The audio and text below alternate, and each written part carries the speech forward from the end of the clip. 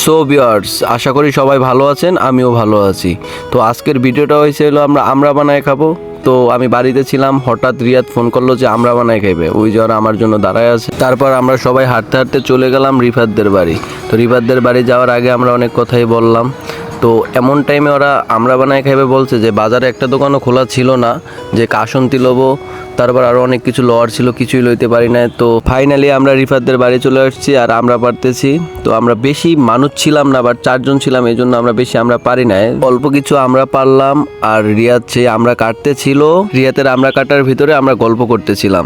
তো গল্প করতে করতে আমাদের আমরা বানানো শেষ। এর ভিতরে দেখলাম আরো কিছু ছোট ভাই রাস্তা দিয়ে যাইতেছিল, তারপর ওদেরকে ডাক দিলাম, তারপর একসাথে আমরা খাবো, এই জন্য সবাই বসেছিল।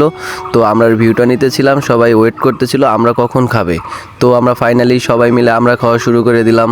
আর ভাই, আমরাতে এত পরিমাণ ঝাল দিছে বলার বাইরে, জাল খেয়ে তো আমি পুরাই শেষ, আর আমি তো ঝাল খাইতে পারি না।